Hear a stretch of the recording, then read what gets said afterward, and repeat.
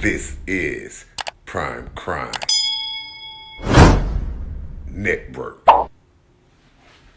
It's impossible to say rest in peace to our brother if we don't know where he's resting at.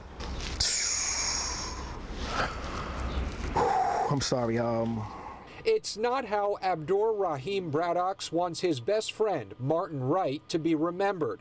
The body of a champion, he says, in and out of the ring, still nowhere to be found. To the family, it's hard for all of us going through it because we're going through this emotional roller coaster. The traumatic ride began in late January when Martin Wright, a former welterweight boxer, went missing. Police then started a homicide investigation and now a bombshell development. To hear that his own brother would be the person to take his life is something that is so traumatic that you can't even put a title on this. Detectives went to the home of Macmillan Wright in Bed-Stuy and obtained surveillance video allegedly showing him carrying out an unusually large bag. Martin Wright's body has yet to be found, but ballistics evidence was. Macmillan was arrested on March 27th in Binghamton and later charged with his brother's murder. Macmillan was arraigned today in Brooklyn court and remanded. Police believe Martin was killed in his brother's home. He suffered head trauma.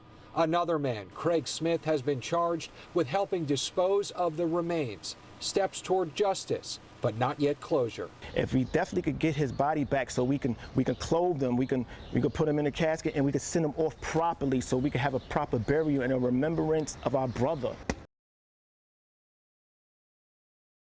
Prime Crime Network. It was exclusive. Authorities have made an arrest in the death of a pregnant woman who was murdered and set on fire in Northwest Fresno. Her own brother now in custody, accused in the crime. To that possible 1144 in a field, at Cornelia, 4488 North Cornelia, they have the victim apparently set on fire at this time. Around 12:30 on Tuesday afternoon, Fresno police and fire responded to this dirt access road for a report of a dead woman set on fire. Authorities have now confirmed the victim is 26-year-old Nikaya Logan, who was pregnant at the time of her murder. The suspect, her own brother, 41-year-old Aaron Dudley. Police Chief Paco Balderrama says it's part of an unsettling trend. As a police chief, I find this horrific. And the fact that we've had, 5 babies murdered in this fashion the last year is something that keeps me up at night.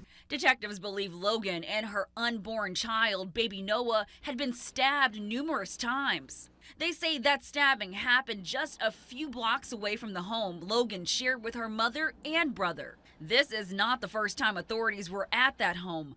About a year and a half ago, they took Dudley on a 72-hour hold after being deemed a threat to himself and others.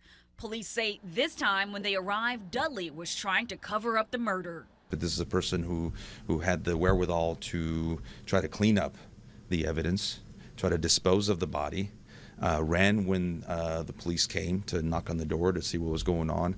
So this is not somebody who does not know what he's doing. District Attorney Lisa Smitkamp says she anticipates her office to file 2 counts of murder because of how far along Logan's pregnancy was. That would make Dudley eligible for the death penalty. Prime Crime Network. It was exclusive. Tonight, Miguel Encalada is at the center of a gruesome double murder after he is suspected of killing his girlfriend and brother.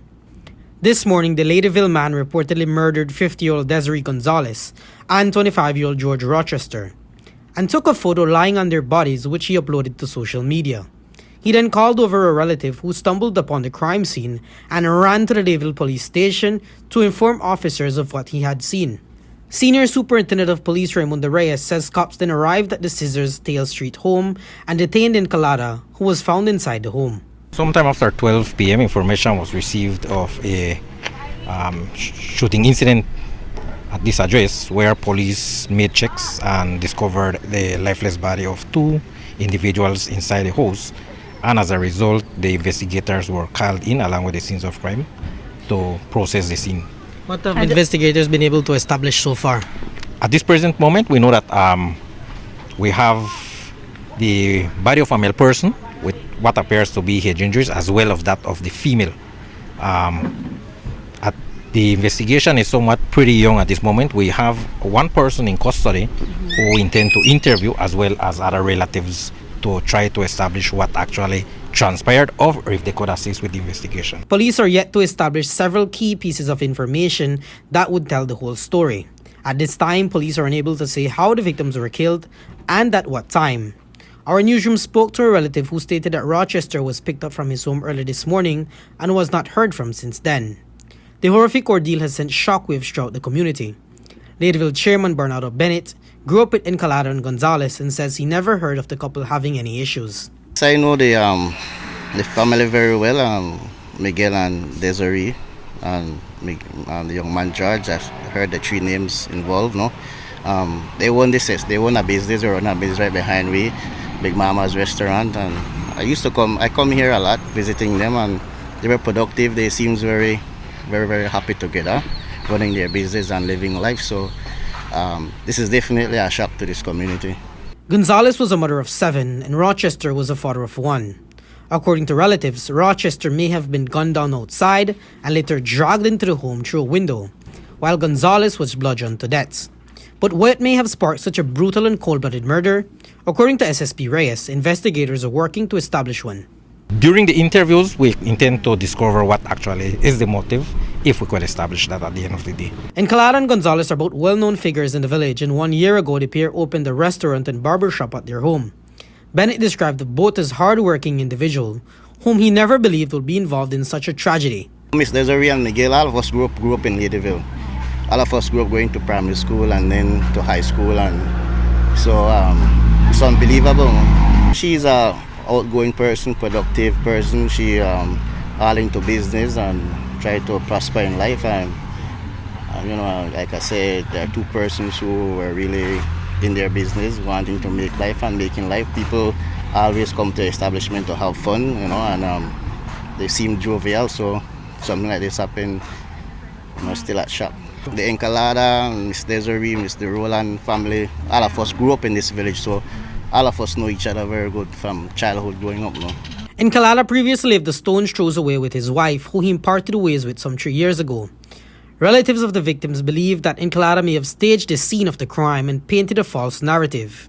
However, Reyes says that investigators are hoping to interview him and get to the bottom of this horrific ordeal. Prime Crime Network. Exclusive. Yeah, we're here off of Indiana. You can see tire marks still showing the place where police say a 20-year-old girl was driving home and someone threw a rock at her car, ending up killing her because she had to go off the road as well. Yeah, in the last hour and a half, we got an update from police. They've identified a truck of interest. They've made contact with the owner of that truck. No arrests made yet, but they say they are not looking for someone at this time. Off Indiana Street in Jefferson County, a broken fence and orange spray paint mark the spot. We have a 20-year-old girl who was just driving home, minding her own business, and she became the victim of a crime. This is 20-year-old Alexa Bartell, the victim killed. Mourning family members sharing her picture. Police say she was on the phone with a friend during her final moments. That friend heard Bartell go silent. Her friend was worried. So her friend used an app to track her phone, drove to the location where it looked like Alexa's phone was just sitting still. And she discovered that Alexa's car had gone off the road on Indiana into a field, and then she discovered her body inside. Police on scene uncovering disturbing evidence. And what we know now is that someone threw a large rock through her windshield, causing her death. They also discovered she's one of 5 victims in a 2.5-hour span. This map shows a timeline and locations of 5 cars hit by rocks. 2 other people were injured. This is one of the many rocks thrown at the cars, not at Bartell's, but another victim's.